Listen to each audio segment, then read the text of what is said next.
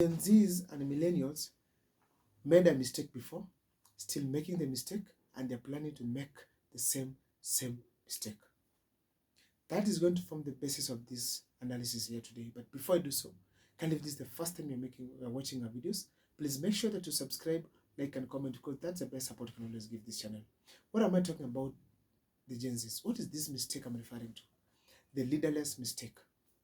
Now, let me first give you a brief history about Raila Amolo Odinga. Raila Amolo Odinga has done so many things in this country that attracted the crowd, attracted the Kenyans, impressed most Kenyans, made Kenyans to love him, to follow his ideologies, to be his strong supporters, to be seriously indebted to his efforts and any other achievement he has made in this country. So, after that, we had Kenyans following him, and so many Kenyans, actually almost half of this country, particularly the voters, are behind Raila Amolo Odinga, or were behind Raila Amolo Odinga. Since that time, Raila Amolo Odinga got these people supporting him. Raila Amolo Odinga has never been arrested. He has never been beaten by the police in any way. He has only been harassed here and there by tear gas, just like other Kenyans, which is a normal political journey in the country. Now, the reason as to why Raila has been very strong in this country is because he has been having very loyal followers. People are supporting him and ensuring that he is not touched. He has achieved whatever he wants. He could call for demonstrations. People come out and even seriously face harsh conditions out there for so long as to achieve what Raila has said. If he could say that stop voting, people boycott voting and strongly vote, actually stop going to vote. He did that in 2017. If Raila said that boycott a certain product, these people boycott strongly. They don't follow that. They don't do whatever against what Raila says. So therefore, these fans are supporting him, and as a result, Raila has gotten so much power that he finds himself in every government whenever it is formed. Now, why am I telling you this story about Raila Amolo Odinga? It's simply because Kebaso right now has announced himself to be a self-proclaimed chief of opposition, something that Raila Amolo Odinga is occupying. According to me, he's doing it perfectly more than even Raila Amolo Odinga. The only thing he has not done, it is maybe to go to the streets, get beaten, get jailed, and blah, blah, blah. Of course, he has been jailed before, but not of the basis of this. So therefore, I want to say here categorically that Murara Kebaso, he needs to be supported. Who can support him? The Gen Zs and the millennials. Because he's the only man who has stood out after the protest in the country. It is ideal now to support him because it is the leader that God has presented him to us. We have to accept that Murara is God sent, and that the youths of Kenya are being shown that this is the person to support, this is the person to listen, this is the person to back. If you back Murara Kebaso, then it will be an advantage to the youth of this country, because at least they have a place they can forward their issues to.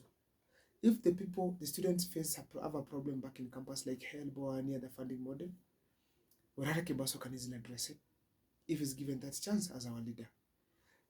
If we're having students suffering in this country, or when youth suffering one way or the other, maybe taxation or anything, we have somebody, Murara Kebaso, who can stand and give a voice on behalf of these youths.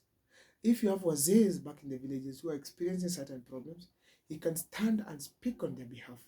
Recently spoke about the policemen who actually were added, according to the report that were given from the government, police were added 40%. But it was not true. It was less than that. But Murara Kebaso spoke about it. We had the police coming back to defend themselves, the police heads, or the government to defend itself, and even ensure that at least they have achieved whatever they had said before. So therefore, we need someone of this voice to be supported, so that he fearlessly walks around the country, he fearlessly goes to various places, he fearlessly conducts his criticism, he fearlessly faces anybody in government, so that at least can also feel, despite of whatever I'm doing, I have the backing of the Kenyans, and the backing, most importantly, the backing of God, which he believes he has. But because he's doing all these things to us, despite having God's backing, we need to physically accept God's will that Murara Kebaso has been brought on earth, has been brought openly to show us that this is the leader that we needed in this country. Therefore, I want to urge the Gen Zs and millennials in this country. Let us not fear the issue of betrayal that has been happening as far as Raila Amolo Odinga and his team are concerned. People are trying to relate him with the leadership that we have right now. Let us not use their weaknesses to weaken ourselves. Let us not use their problems to judge ourselves, because these people had their issues before. Raila Amolo Odinga has been having it's not the first time he has been gotten into government. He got into government with Moi, he got into government with Kibaki, he got into government with Uhuru, he got into government now with William RUTO. He is not exceptional. This time around, it has not been a unique case. It was there before, but his people used to follow him still. He had reasons why people were following him. Therefore, at this point, it is time for us to bestow Morara Kibaso, that beautiful garland of our king in our days, the opposition leader we needed, and the future president of this country. Because if you don't give him the masses backup, probably it's going to be finished by the politicians. The politicians are going to take that chance of us being leaderless. They'll go to the people direct who are not able to see Morara Kibaso on TV, who are not able to see Morara Kibaso on Twitter, who are not able to follow Morara Kibaso on TikTok, who are not able to follow Morara Kibaso on Telegram, who are not able to follow Morara Kibaso on Facebook and many other platforms in this country. And now they're going to take advantage and still continue ruling us. But if we have Kibaso Morara empowered by the masses as he deserves, empowered by the Gen Zs, particularly being a Gen Z, therefore I want to attest here that we are going to be a stronger team going forward, not just in 2027, but in 2032, 2030, and the rest of the ages that are going to come, because we shall have set a good example that if a leader comes out is our leader is a leader emerges, we support him, we can reap fruits.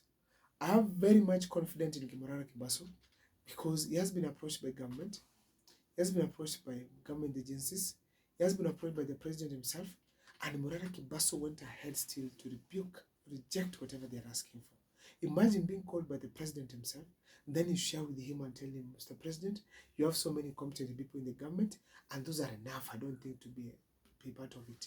You have so many competent who have been given a chance to perform, but they later on shut by the injustice, by the cruelty, by some of the bad leaders that we have on board. Being called by the president, it's not a 1+1 thing. Therefore, William RUTO has felt the impact of Morara Kibaso. If we empower this gentleman, we are good to go. We are good to go. Let us build our voices, our energies, our internet, our social media platforms, our villages, our words of mouth, our music. Let's use that to invest in Morara Kibaso. At least people can feel that we have a leader, and as well, we have a future. Most importantly, we know where we are heading to, and we have a leader. That's in my video there and there. And if this is the first time you're watching our videos once again, please make sure that you subscribe, like, and comment. I've realized that most of you who watch my videos, you don't subscribe. Please make sure that you subscribe as you watch. It's important because it helps build the channel.